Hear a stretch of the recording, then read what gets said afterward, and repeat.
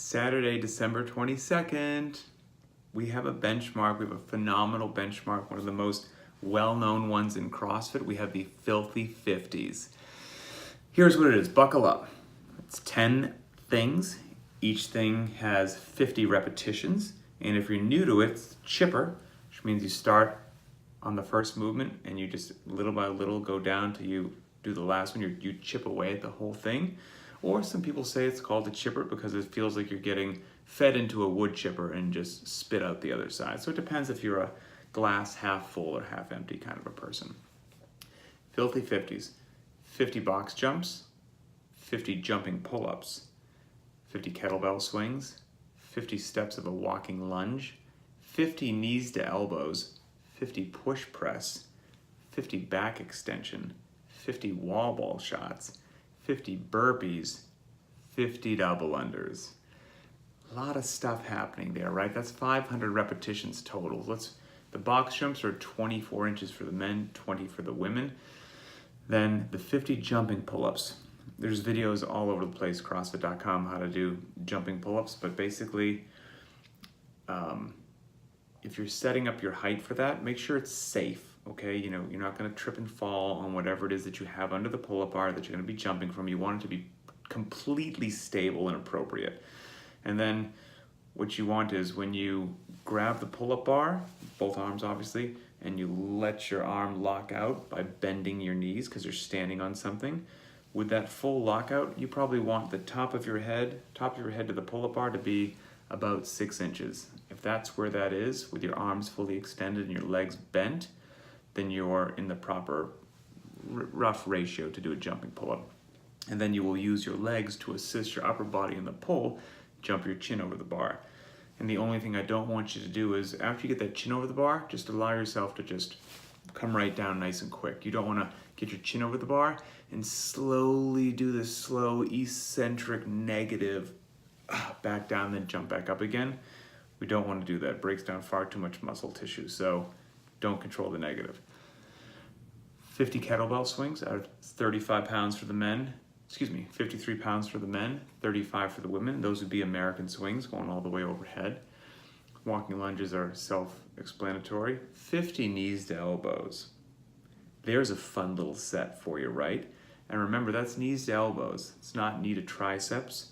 It's not knees to armpits. It's knees actually touching the elbows, which I believe are far more challenging than toes to bar, but people blow them off. The push press is just done with an empty barbell. 45 pounds for the men, 35 pounds for the women. Now we have back extensions. If you're a student of the sport, you've got back extensions where you do flex and extend at the midline. You've got hip extensions where your midline stays rigid in extension and you just flex and extend at the hip, not at your spine. Then you have hip and back extensions, which include both. And we do the hip and back extensions in our warm-ups regularly. But today calls for back extensions. But what I would recommend most people do are hip extensions. So your spine will stay in extension and rigid. You'll have midline stabilization, and you will just get your hips free of the pad so that you can pivot at the hip, open and close your hip to do those 50 back extensions. Wall ball shots, 20 pounds for the men, 14 for the women. 50 burpees, not jumping over anything, and then the 50 double unders. And I have always, don't get me wrong, the 50 knees to elbows are a miserable set, they are. But I always felt like the workout was just those last 3 movements. You're just so tired, and then 50 wall balls, 50 burpees. You can barely lift your legs anymore or move your shoulders, and you need the coordination to finish with 50 double unders. When I was first getting into CrossFit, this is not a joke, the 50 double unders at the end would take me at least 10 minutes to do 50 double unders, if not 15 minutes when I was first learning double unders, and just was so stubborn that I would just sit there just whipping myself with the rope until I finally got 50. So if you're that phase of CrossFit, I feel your pain. We've all been there. Super fitness robot time, 22 minutes or faster. Yeah, it's possible. More likely time, less than 30 minutes is an excellent time for most people. It's a great time. If you don't think you'll be less than 30 minutes, then consider scaling.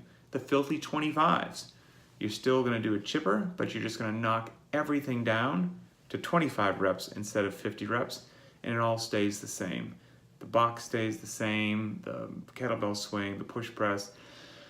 The only difference I put in there was I put box step-ups instead of box jumps. So again, if you're just depending upon where you are with your fitness career, path, journey, jumping onto a 24 or 20-inch box might be a bit ambitious, so go ahead and step up. You'll be fine.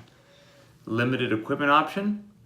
We've got, let's see, what did I change on this? We've got the box jumps, jumping pull-ups, kettlebell swings, but you're going to use a dumbbell for that. Okay, so men will just swing a 50-pound dumbbell, women a 35-pound dumbbell. You can do the walking lunges, the knees to elbows. For the push press, you're going to do 25 dumbbell push press. 50s for the men, 35s for the women. So those 25 dumbbell push press are both dumbbells in your hand and do 25 push press. And then you don't have, I'm assuming, a GHD to do the back extension, so I put in 50 Supermans. I'm assuming you don't have a wall ball for the wall ball shots, a medicine ball, so I put in 50 jumping air squats, and then you're going to do 50 burpees and 50 double lunges. So that will be your limited equipment option version of the Filthy 50s. Accessory work for the day, one of my favorites. We try to put it in at least once a week. The overhead carry. Use 2 dumbbells, a kettlebell, or 1 barbell. You're going to mark out 100 feet and do 3 100-foot carries, resting as needed between each one of those. Go heavy overhead, but as heavy as you safely and appropriately can. You should be able to make it the 100 feet without putting it down.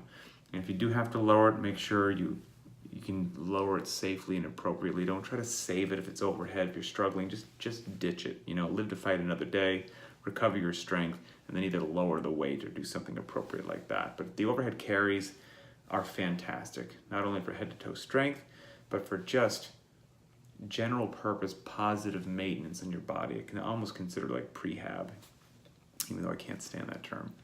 And then we have mark out 50 feet, and you're going to do weighted walking lunges. 3 50-foot intervals, rest as needed between each, and that can be done dumbbells down in the farmer's carry, a barbell racked across your back or the front rack position, dumbbells in the front rack position. Again, just whatever is safe and is within your capacity as an athlete to knock out 3 sets of 50-foot weighted walking lunges. And all these don't have to be some crazy maximal effort. You don't have to have your eyeballs bulging out of your head on the overhead carry or the weighted walking lunge. Even at a moderate load, just touching this accessory work regularly will give you some incredible benefits. So that's it. Tomorrow's a rest day, and enjoy.